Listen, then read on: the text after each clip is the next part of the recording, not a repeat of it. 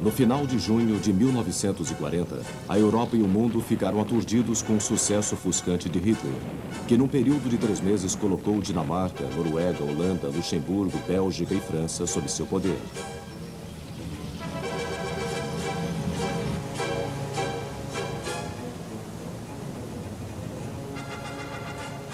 O poderio militar alemão parecia invencível. Apenas um país levantou-se contra ele. Este país era uma ilha na costa ocidental da Europa, a Grã-Bretanha. Mesmo estando com parte de seu território ocupado, já que em 30 de junho de 1940, as tropas alemãs desembarcaram e ocuparam as ilhas do Canal. Fora da Inglaterra, poucos acreditavam que ela pudesse resistir por muito tempo, principalmente a maioria do povo alemão, que saudava com euforia as vitórias no Oeste, agradecendo pelas leves perdas alemãs e esperando que esse pudesse ser o fim do conflito. Em 19 de julho, no auge das comemorações da vitória, Hitler fez um discurso em Berlim em que oferecia um acordo de paz à Inglaterra. O primeiro-ministro britânico Churchill imediatamente rejeitou a proposta de paz de Hitler. A Grã-Bretanha e seu império lutariam de qualquer maneira. Com seu apurado senso de história, Churchill estava ciente de que há 900 anos a Grã-Bretanha não era invadida com sucesso.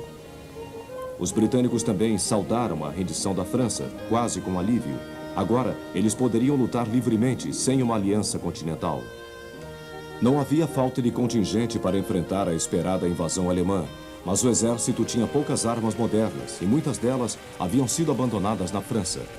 Apesar disto, instalou-se com vontade para abrir trincheiras ao longo da costa do canal.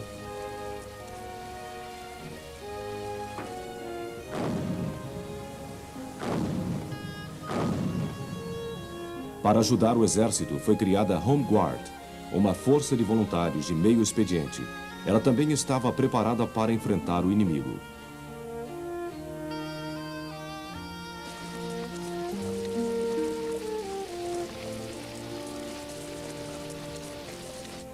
Placas de sinalização foram removidas para que as tropas invasoras tivessem mais dificuldade de locomoção. Os civis foram aconselhados a ficar no lugar em que estavam para evitar que refugiados bloqueassem as estradas, como tinham feito em maio de 1940. A RAF, Força Aérea Real, também havia sofrido perdas na França e durante a retirada de Dunquerque. Somente recusando os apelos franceses por mais caças, em junho de 1940, é que o comando da RAF foi capaz de poupar 600 aviões para defender o céu da Inglaterra. No entanto, o poderio da Luftwaffe, a Força Aérea Alemã espalhado pelo Canal da Mancha, era 4 vezes maior. Como sempre havia acontecido através dos séculos, a principal esperança britânica estava na Marinha Real, que ainda era a maior do mundo e estava praticamente intacta. Mas agora, com a Itália no conflito, os navios de guerra não podiam mais ser desviados do Mediterrâneo para proteger os mares nacionais. Em meados de julho, pouco antes de sua proposta de paz, Hitler traçou o plano de ordem formal para a invasão da Grã-Bretanha, a chamada Operação Salient. 20 divisões seriam usadas.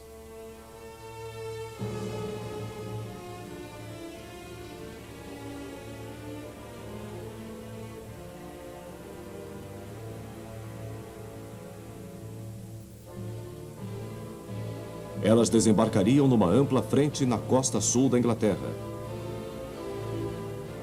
Uma vez em terra, avançariam em direção norte e cercariam Londres.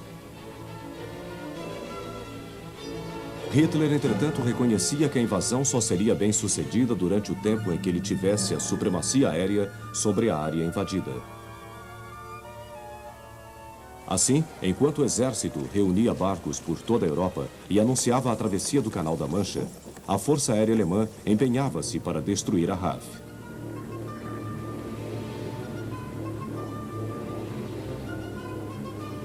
Mas o contra-almirante Erich Raeder, o comandante-em-chefe naval, visto aqui inspecionando uma de suas tropas, lamentou que seus navios não pudessem garantir a segurança numa frente tão grande contra a força da esquadra inglesa. Enquanto o exército e a marinha discutiam, a Luftwaffe, comandada pelo impaciente Hermann Göring, rapidamente seguia adiante com seus planos e preparava-se para o primeiro golpe contra a Inglaterra. Hugo Speer, com o charuto, comandaria uma das duas esquadrilhas baseadas na França e na Holanda.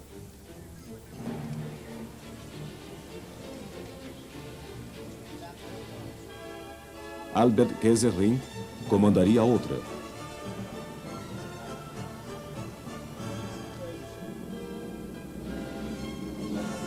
Em 10 de julho, antes mesmo de Hitler ter levado a cabo seu plano, a Luftwaffe iniciou o que ficaria conhecido como a Batalha da Inglaterra. 70 aviões alemães bombardearam as docas de Cardiff, no sul de Gales. O estrago causado era um presságio do que estava por vir.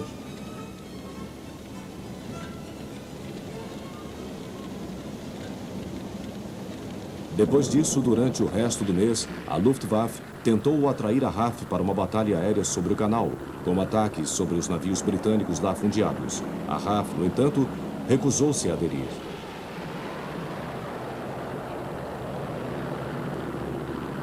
O marechal do ar, Sir Hugh Downes, que chefiava o comando aéreo, sabia que seus 600 aviões teriam que enfrentar 2.500 aviões germânicos. Ele não poderia correr esse risco prematuramente.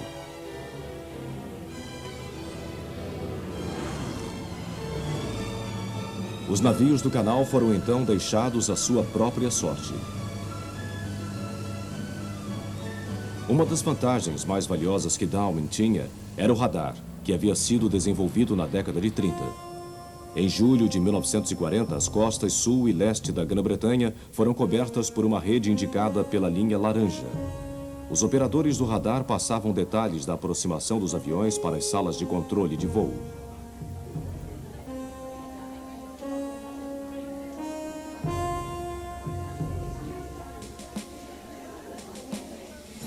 Elas ordenavam aos caças que rastreassem e se dirigissem para os aviões que chegavam.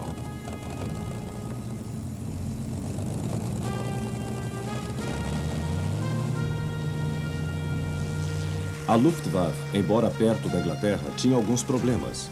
Seus bombardeiros, o Heinkel HE-111, o Dornier DO-17 e o Junkers JU-88, podiam carregar apenas um número limitado de bombas. Seu alcance também era relativamente curto.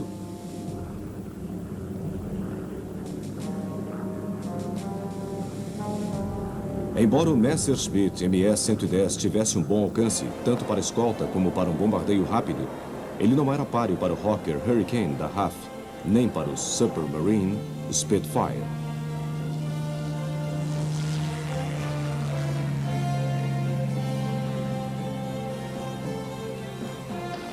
O único rival para eles era o Messerschmitt Me-109, que certamente poderia sobrepujar o Hurricane, e estava equiparado ao Spitfire. Entretanto, seu alcance era tal que uma vez sobre a costa inglesa tinha apenas 20 minutos de voo antes de ser obrigado a voltar para a base.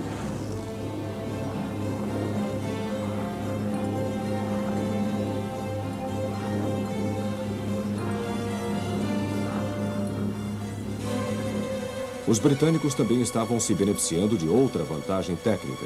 Eles começavam a ser capazes de ler as mensagens de rádio germânicas cifradas pela máquina de códigos, Enigma. Essa vantagem era devida aos poloneses, que tinham adquirido uma máquina Enigma antes da guerra. Os decodificadores operavam numa casa de campo chamada Bletchley Park, no centro da Inglaterra, e seus esforços codinominados Ultra tiveram um efeito significante no desenrolar da guerra. O serviço de espionagem da RAF também ouvia o rádio de tráfego aéreo dos alemães e tentava causar confusão transmitindo mensagens falsas. A segunda fase da batalha ficou mais séria em 12 de agosto, quando Göring lançou ataques contra a menina dos olhos da RAF, as estações de radar, contra os aeroportos. Uma estação de radar foi destruída e, a partir daí, a Luftwaffe cometeu um erro fatal. Concentrou-se apenas nos aeroportos. Cada vez mais bases aéreas foram seriamente danificadas.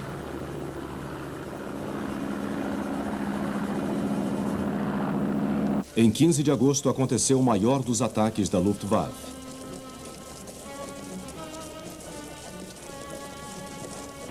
Göring chamou esse dia de o Dia da Águia e observou sua esquadrilha sobrevoar a costa francesa.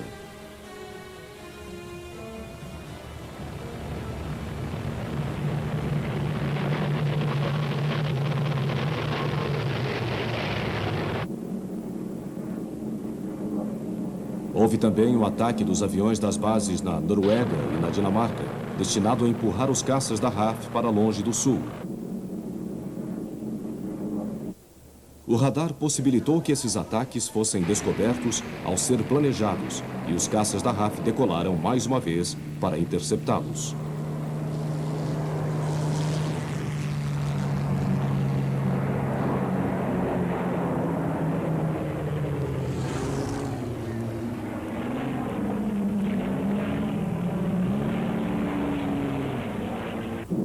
Logo aconteceram batalhas aéreas violentas. Inicialmente, os caças da RAF concentravam-se em atacar os bombardeiros alemães.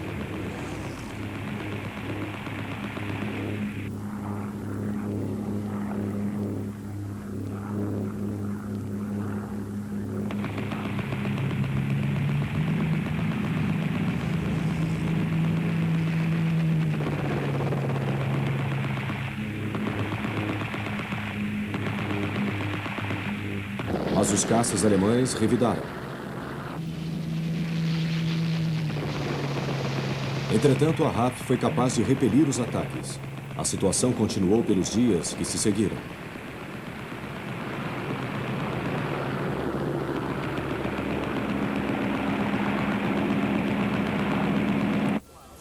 Mesmo assim, em 18 de agosto, o comando de caças da RAF estava começando a ficar muito tenso.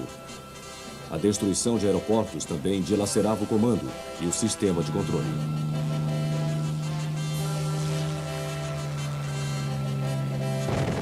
Foram ainda mais sérios os desastres da RAF. A intensidade da batalha gradualmente reduzia a força do comando de caças. Enquanto as perdas eram apenas metade das da Luftwaffe, seu tamanho relativamente menor indicava que os alemães tinham condições de danificá-la.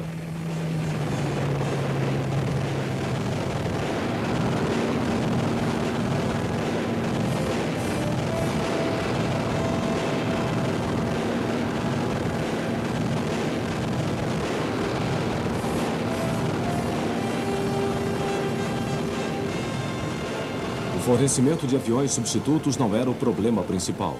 Graças aos esforços do magnata da imprensa, Lord Beaverbrook, que tinha sido indicado para vistoriar a fabricação de aviões no início do ano e cujo filho era um piloto de caça, a produção de aviões superava as perdas.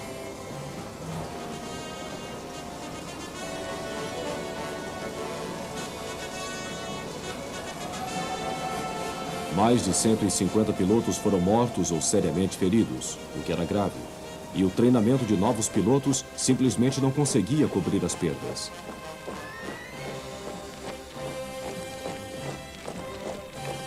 Aqueles que eram capazes de continuar voando começavam a ficar extremamente exaustos, tendo que estar em alerta do amanhecer ao entardecer e voar de 3 a 4 vezes por dia. Churchill reconhecia não só a pressão a que eles estavam sendo submetidos, mas também o fato de que se eles perdessem aquela batalha, a Inglaterra poderia afundar.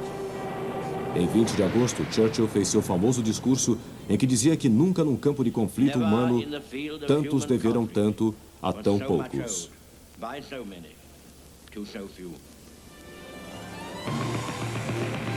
Os alemães também estavam sofrendo principalmente pelos bombardeiros perdidos.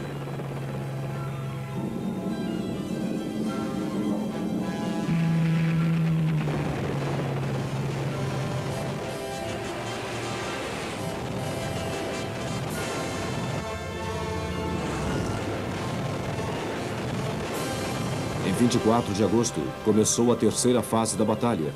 A Luftwaffe começou a atacar com uma proporção imensa de caças, esperando tirar a RAF do ar.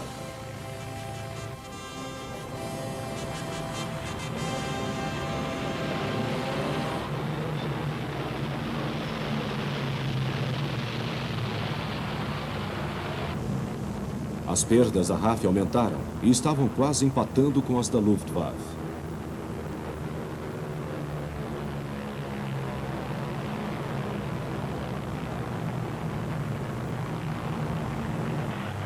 Os caças alemães agora usavam a seguinte estratégia. Cruzavam o canal em baixa altitude para reduzir sua vulnerabilidade ao radar e subiam quando estavam sobre a costa para então atacar com os Spitfires e os Hurricanes.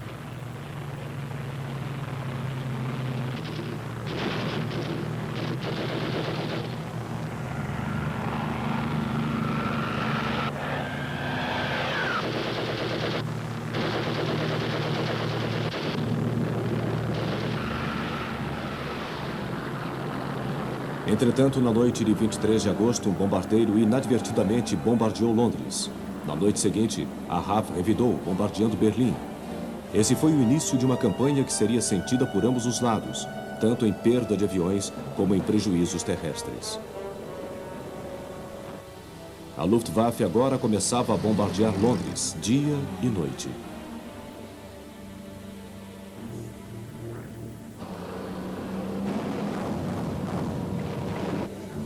Com as perdas britânicas de aviões quase iguais às germânicas e os ataques maciços a alvos civis, a invasão da Inglaterra parecia iminente. Na noite de 7 de setembro, a palavra de código Cromwell foi lançada. Todas as unidades se desdobravam em suas posições de defesa, preparadas para o inevitável. De fato, Hitler planejava a invasão para aquela época, mas em 10 de setembro ele adiou até 24 de setembro, imaginando que a RAF ainda ofereceria alguma resistência. No dia 15, chegou ao clímax a Batalha da Grã-Bretanha. Göring, ao contrário de Hitler, acreditava que a RAF estivesse acabada e lançou ataques maciços sobre Londres. Os bombardeios inevitavelmente levariam os últimos caças da RAF ao ar para que assim pudessem ser destruídos.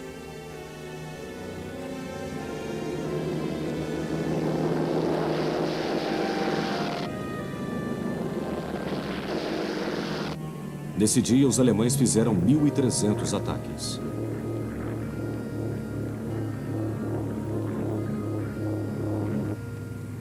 Inicialmente, apenas 170 caças da RAF estavam dentro do alcance. Foram furiosas batalhas aéreas.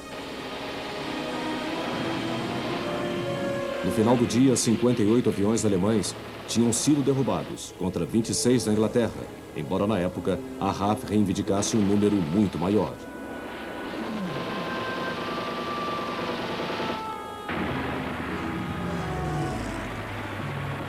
Este era o ponto decisivo. Os alemães não tinham alcançado seu objetivo. Com isso, Hitler adiava indefinidamente a Seeland, ordenando que suas tropas ficassem na defensiva e voltava sua atenção para o leste. A batalha, contudo, se arrastou, principalmente na forma de rápidos ataques de caças alemães até o final de outubro.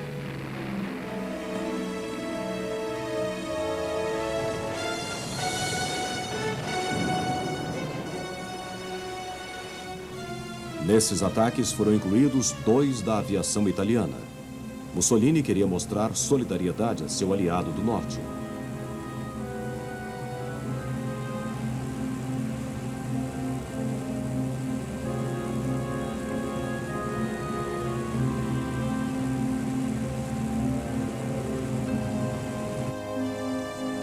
Esses ataques viriam a ser desastrosos para os italianos, com 13 aviões de seu pequeno contingente derrubados no segundo ataque. Mas naquele momento, a Inglaterra estava sofrendo um castigo pior. Os bombardeiros alemães sofriam muito durante o dia, então concentravam seus ataques nas horas de escuridão, que se tornavam mais longas com a chegada do inverno.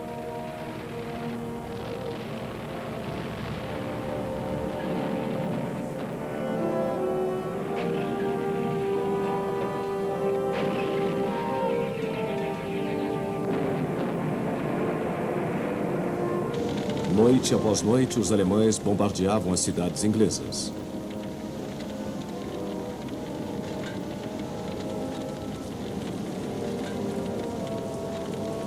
Até 12 de novembro, Londres foi atacada diariamente.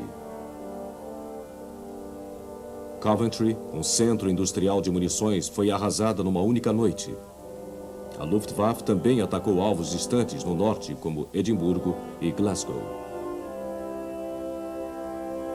Então chegou o ano de 1941 e os ataques continuaram impiedosamente. Não havia golpe maior no moral.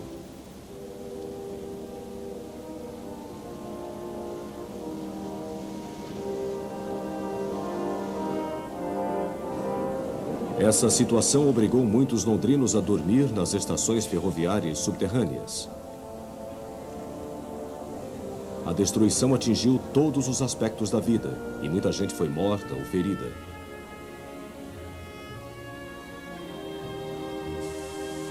Durante os 2 primeiros meses da Blitz, 15 mil londrinos foram mortos.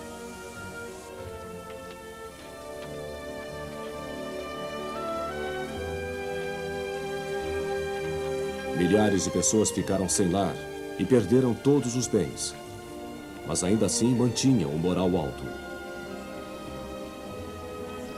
Uma das razões para isso era o fato de o comando de bombardeiros da RAF estar devolvendo as bombas para a Alemanha. Naquele tempo, entretanto, os bombardeiros ingleses, assim como os alemães, só transportavam uma carga limitada, o que os tornava pouco eficientes.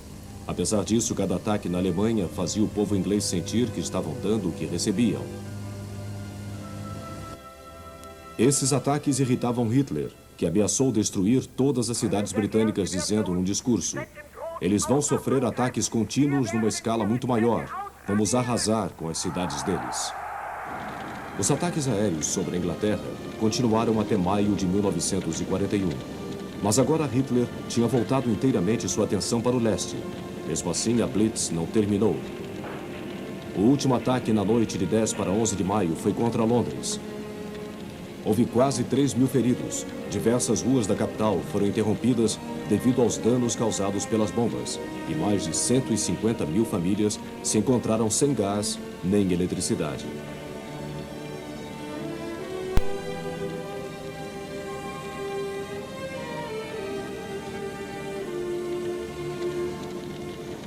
Mas durante essa época, os alemães começaram uma outra campanha contra a Inglaterra, no mar.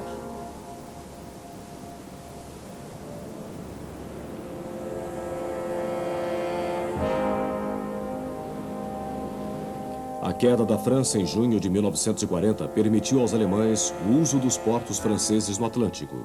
Eles rapidamente distribuíram seus submarinos nesses portos e construíram abrigos especiais à prova de bombas ou garagens para abrigá-los.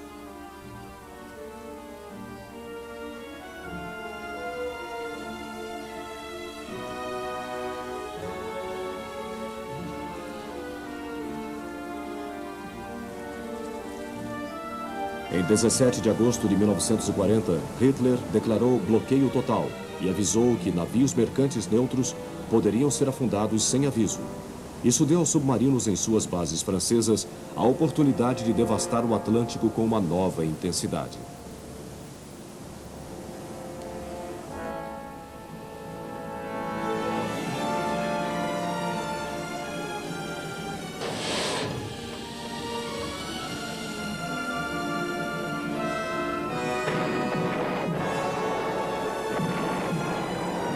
Com a chegada do outono, as perdas navais começaram a se avolumar e a frota de superfície de Hitler continuava com os ataques aos navios mercantes.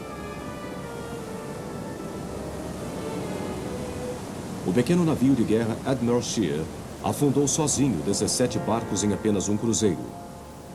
O Scharnhorst e o Gneisenau, evitando a esquadra inglesa, entraram no Atlântico vindos do Báltico e destruíram todo o sistema de comboio durante 2 meses.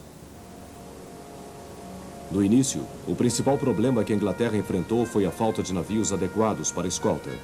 Uma vez fora das águas territoriais, os comboios eram geralmente guardados por um navio mercante armado, que podia fazer muito pouco contra os navios de superfície ou os submarinos alemães. Foi dada prioridade para construir navios de escolta, mas se passariam alguns meses até que os comboios transatlânticos pudessem ser adequadamente protegidos.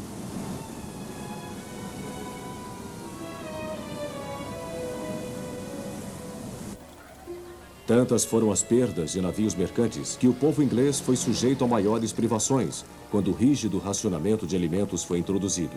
Isso também incluía outras necessidades, como roupas.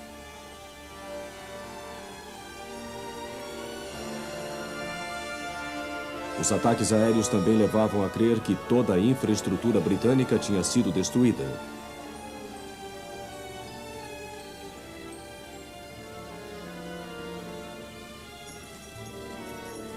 Aparentemente isolada, a Grã-Bretanha parecia ter pouco a fazer para impedir a humilhação e a destruição.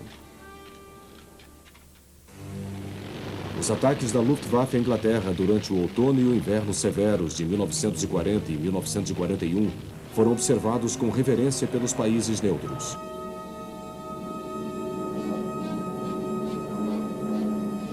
Essas nações se maravilhavam com a maneira com que o país estava enfrentando essa terrível punição, mas muitos duvidavam de que a Inglaterra pudesse resistir indefinidamente.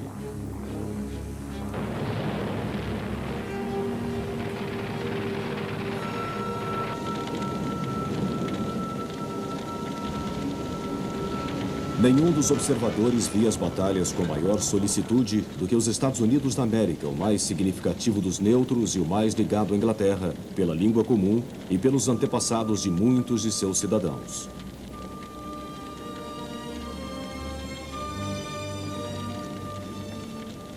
A América do Norte estava agora completamente refeita da Grande Depressão e a economia estava mais uma vez em ascensão.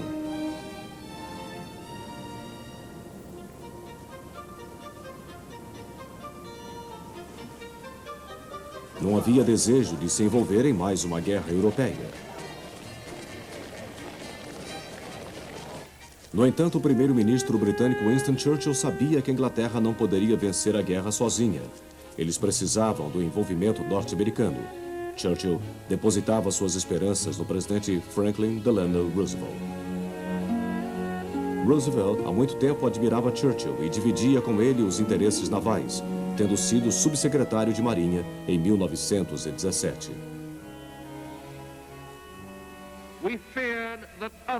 O presidente norte-americano também era realista e acreditava que, assim como em 1917, seu país eventualmente seria envolvido no conflito. Ele também sabia que teria que trabalhar com afinco a fim de preparar a opinião pública para isso.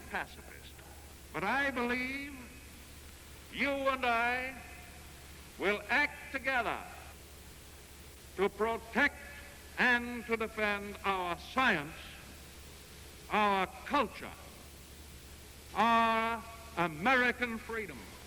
Ele dizia que era um pacifista, mas acreditava que trabalharia junto com o povo para proteger e defender a ciência, a cultura e a liberdade norte-americana. Em julho de 1940, procedeu a uma expansão maciça da Marinha dos Estados Unidos, que incluía um grande programa de construção de navios. Em agosto, o Congresso concordou com a convocação da Guarda Nacional e de outros reservistas para um ano na ativa. Em setembro, uma convocação limitada às Forças Armadas foi apresentada, cujos componentes eram escolhidos por sorteio. O primeiro número designado pela Secretaria de Guerra foi o de série 153. Enquanto isso, Roosevelt finalmente cedeu a alguns apelos de Churchill. Em troca de bases navais no Caribe, a América poderia suprir a Inglaterra com 50 destroyers antigos da Grande Guerra e outros itens. Os destroyers Forrest Tucker foram cruciais na Batalha do Atlântico e as tropas da Marinha Real começaram a assumi-los alguns dias depois da assinatura do acordo.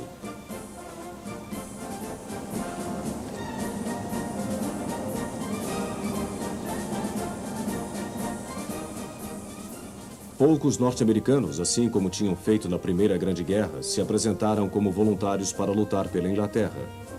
7 pilotos dos Estados Unidos lutaram na Batalha da Inglaterra. Eles ajudaram a formar o Esquadrão Águia da Raia.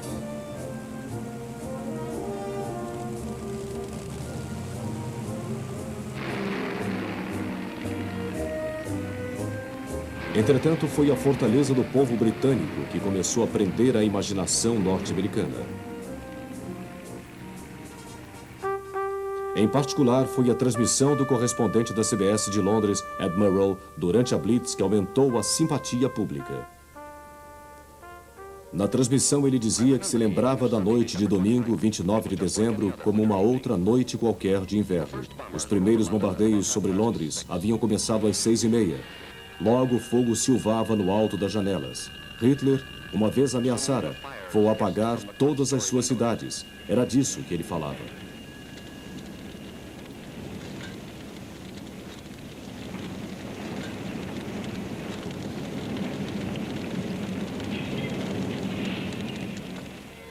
Hitler once boasted, "I will rub out their cities." This is what he meant.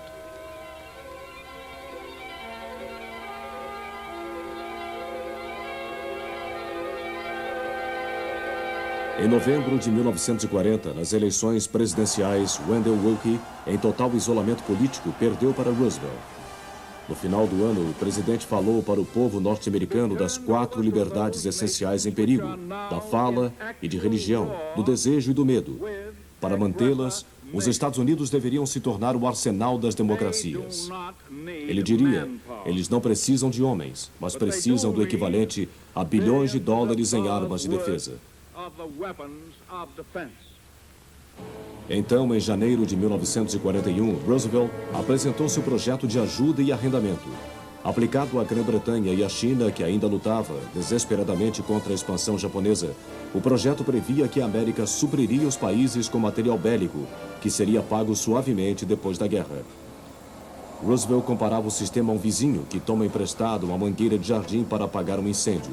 Mas o empréstimo também garantia, como em 1917, que se e quando a América do Norte entrasse no conflito, ela teria uma firme base de guerra industrial. O Estado-Maior inglês e o norte-americano também fizeram reuniões em Washington para combinar uma estratégia comum no caso da entrada norte-americana.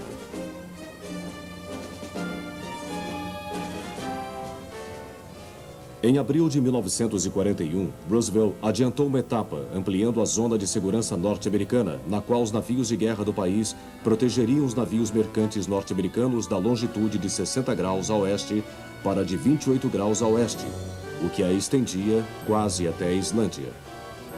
Hitler, entretanto, deu instruções expressas aos seus submarinos para não provocarem os Estados Unidos afundando seus navios.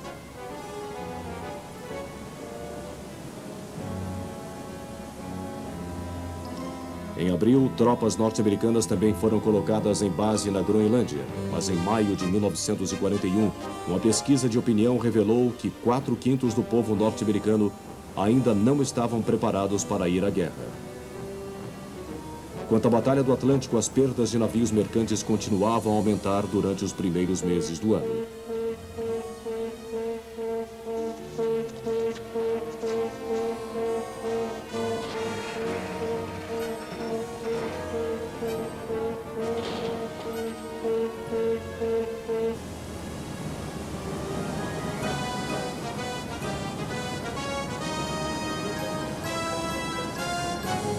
Só em março de 1941, quase 500 mil quilos de navios foram mandados para o fundo do oceano.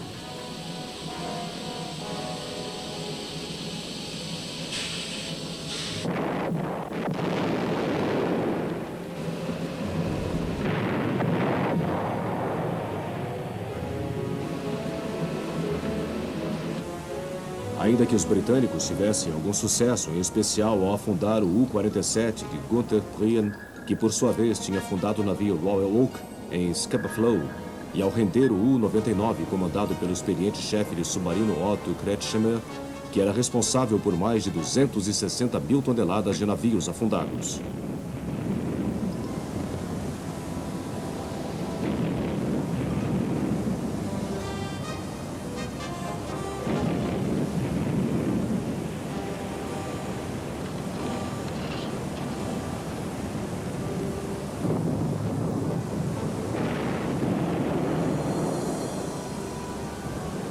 Esses sucessos foram principalmente atribuídos ao novo radar de navios, que podia localizar os submarinos na superfície a mais de 3 milhas de distância. Navios de escolta e patrulhas marítimas realizadas por aviões também foram deslocadas até a Islândia para fornecer melhor proteção e cobertura aos comboios.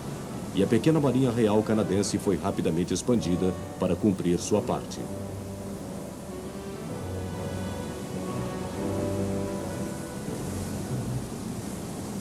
Entretanto, a maior infiltração veio em 8 de maio, quando o U-110 de Julius Lamp foi forçado a se render ao destroyer HMS Bulldog.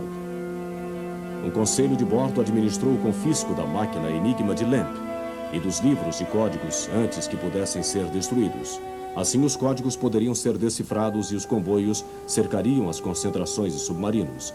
A primeira época de felicidade, como os comandantes dos submarinos a chamavam, havia terminado. No dia 18 de maio, o navio de guerra Bismarck e o cruzador pesado Prinz Eugen zarparam do porto polonês de Gdynia.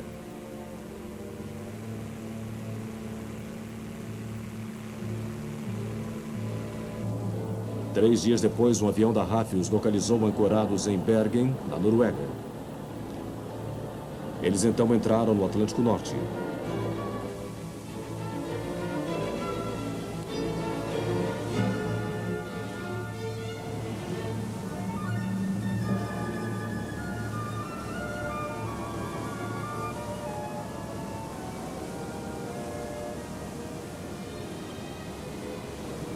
A esquadra britânica, incluído o HMS Hood, por muito tempo o orgulho da Marinha Real, zarpou na intenção de interceptá-los no Estreito da Dinamarca, entre a Groenlândia e a Islândia.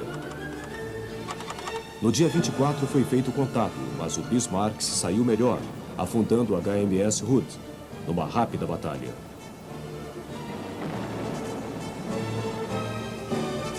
Os dois navios alemães foram separados e os britânicos perderam contato com eles. Reforços foram enviados de Gibraltar para que a caçada continuasse.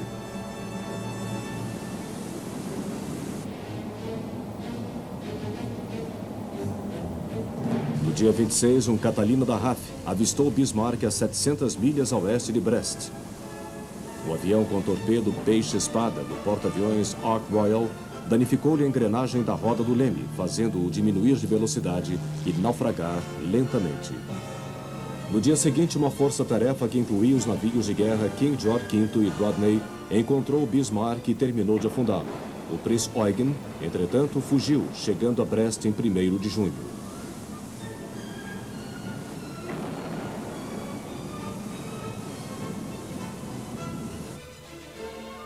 O afundamento do Bismarck deu aos britânicos algo para comemorar numa época de trevas. Em julho de 1941, Roosevelt deu mais um passo à frente, quando fuzileiros norte-americanos desembarcaram na Islândia, socorrendo a guarnição inglesa que estava lá. Tal fato deu pretexto para escoltar navios norte-americanos para o Extremo Oriente.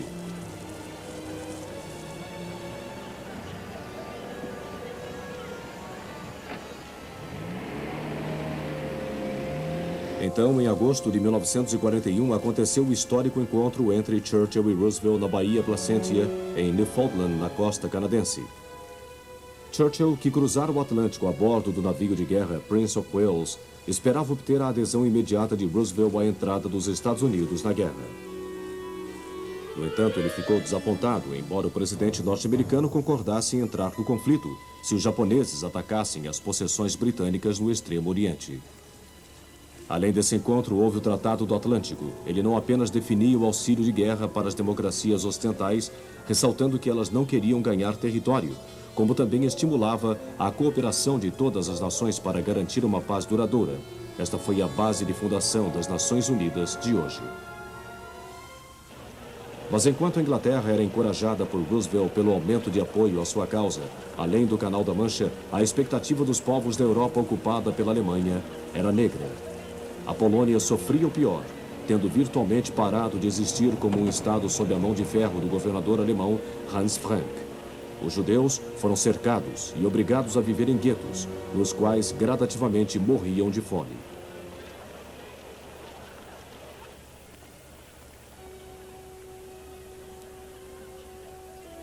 Esses jovens foram apanhados tentando contrabandear comida num gueto de Varsóvia. O medo nos rostos revela que eles sabem que podem sofrer um duro castigo.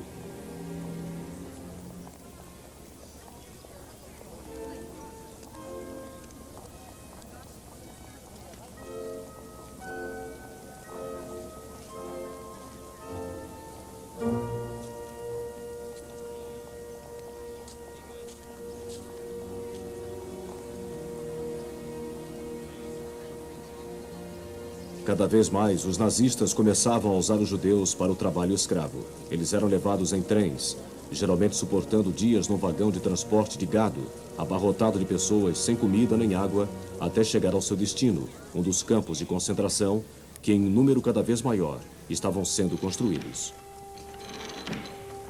Logo, um destino pior seria reservado para os judeus: o extermínio total.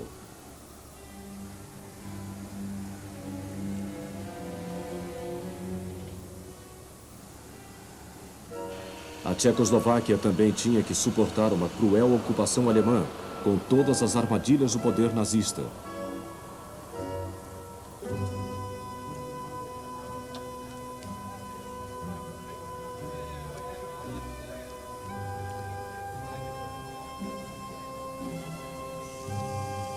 À sua frente estava o frio, cruel e eficiente Reinhard Heydrich, que tinha o título oficial de protetor da Boêmia e Morávia.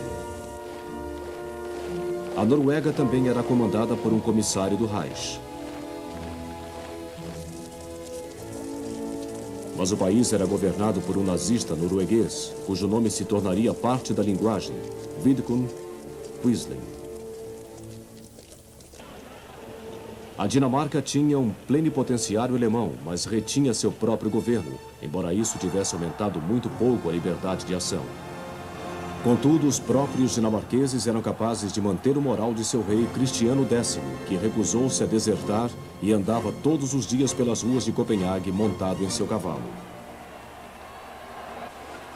O rei Leopoldo da Bélgica, visto aqui numa parada militar antes da guerra, também permaneceu com seu povo, mas como comandante em chefe das forças armadas belgas, se considerou um prisioneiro de guerra.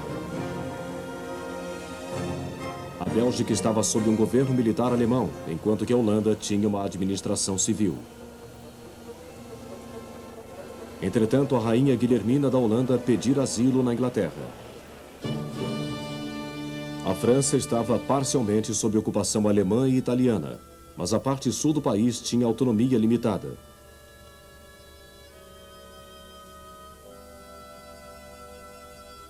Tornou-se conhecida como a França de Vichy. O regime Vichy era comandado pelo Marechal Henri Pétain, que acreditava que concordar com os alemães era a única maneira de proteger seu povo. Assim, ele era hostil para com a Inglaterra, mas alguns fatos logo transformaram o sentimento num grande ódio. O motivo foi a esquadra francesa. A Marinha Real, temendo que eles caíssem nas mãos dos alemães, atacou navios franceses nos portos norte-africanos de Mer el-Kebir e Oran, em 3 de julho de 1940. Esse bombardeamento não somente destruiu os navios, como tirou a vida de quase 1000 marinheiros franceses.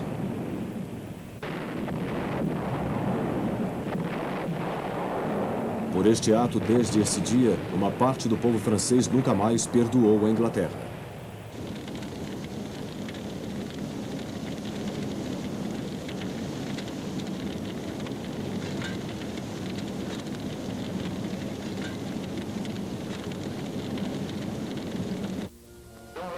Em junho de 1940, antes de a França se render, Charles de Gaulle desembarcou na Inglaterra e declarou que iria lutar. A Inglaterra o reconheceu como líder da França livre e ele alinhou seu governo com outros no exílio. Ele também começou a organizar na Inglaterra as Forças Armadas da França Livre. O governo Vichy, temendo que as atividades de Gaulle tornassem a vida difícil para seu povo, distanciou-se dele. De Gaulle esperava levantar sua bandeira nos territórios franceses de além-mar, mas quase todos se declararam pela França de Vichy. Consequentemente, ele traçou um plano com a Inglaterra para aportar em Dakar, no atual Senegal, e colocar a África Ocidental Francesa sob seu controle. Montada no início de setembro de 1941, a operação foi interrompida pelos navios da França de Vichy e pelas baterias da costa, evitando uma invasão. Entre os povos da Europa ocupada, alguns, por razões políticas ou inteiramente egoístas, colaboraram ativamente com os alemães, sendo preparados para trair seus compatriotas.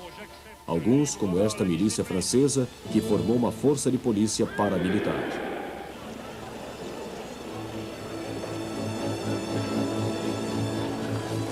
Outros, como estes belgas, se alistaram em legiões estrangeiras da Waffen-SS, pois acreditavam que o bolchevismo russo fosse o verdadeiro inimigo.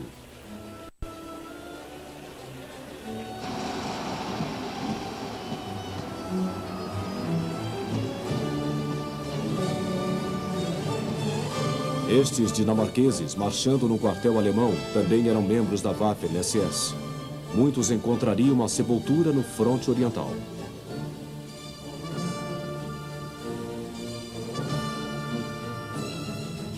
Mas existiam outros, como estes membros dos maquis franceses, que se opuseram ativamente às forças de ocupação e juntaram-se à resistência, dedicando-se a dificultar ao máximo a vida dos alemães.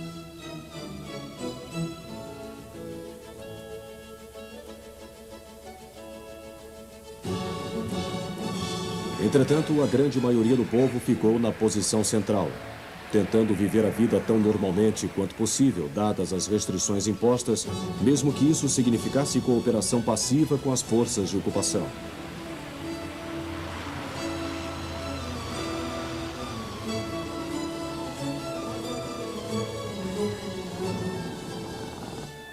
A Grã-Bretanha encorajava os governos do exílio a instalarem suas próprias forças armadas e fornecia as armas e o equipamento necessários.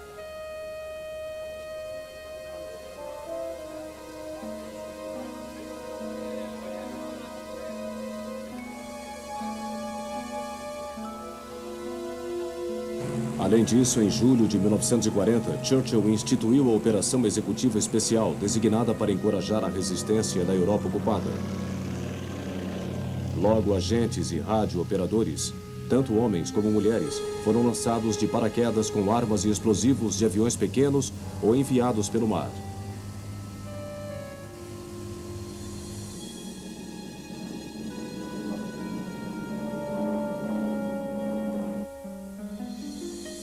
Sua missão era contactar e coordenar as atividades dos vários e sempre desiguais grupos de resistência.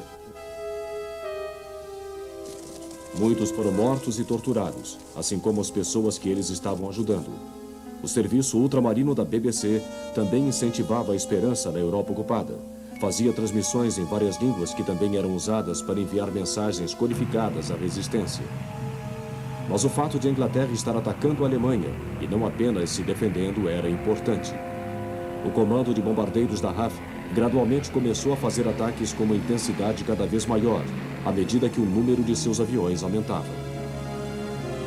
Especialmente desde que uma nova geração de bombardeiros pesados como este Short Stirling, com um alcance e uma carga útil significativamente maiores, começou a entrar em serviço no início de 1941. O bimotor Avro Manchester, precursor do famoso Lancaster, foi outro dessa geração. Contudo, em junho de 1941, Churchill concebeu uma outra maneira de revidar, usando uma força especialmente selecionada, os comandos. Alguns foram treinados como paraquedistas para atacarem pelo ar.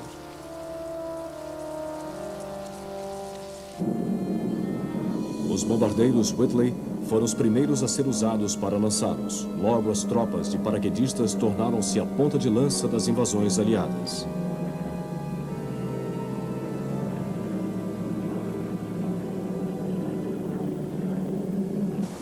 A maioria dos comandos foi usada para atacar as costas da Europa ocupada. Uma de suas operações exemplares foi o ataque aéreo contra o porto norueguês de Vassgård, no final de dezembro de 1941.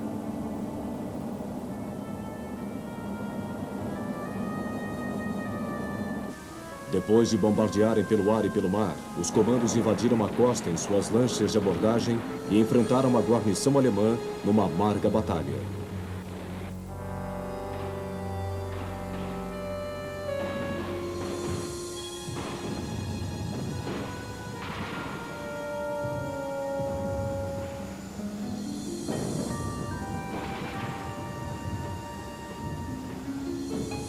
Eles destruíram quartéis generais alemães e outras instalações militares.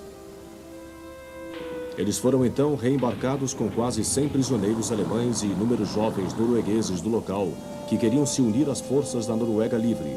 Esses ataques foram uma outra maneira de manter a esperança na Europa ocupada e também ajudaram a aperfeiçoar as técnicas de guerra com anfíbios. Porém, desde junho de 1940, as forças armadas da Grã-Bretanha e de seu império tinham sido envolvidas em uma outra campanha contra as potências do eixo, especialmente a Itália. No Mediterrâneo, a Marinha Real estava em luta com a Marinha e a Força Aérea italianas.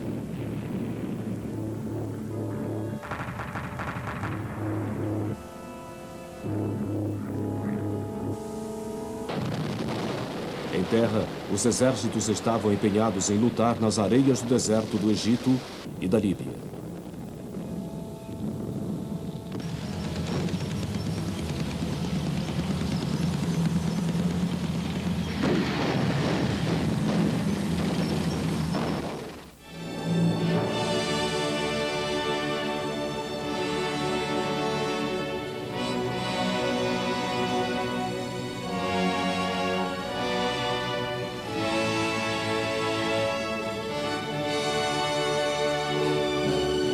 Brasil.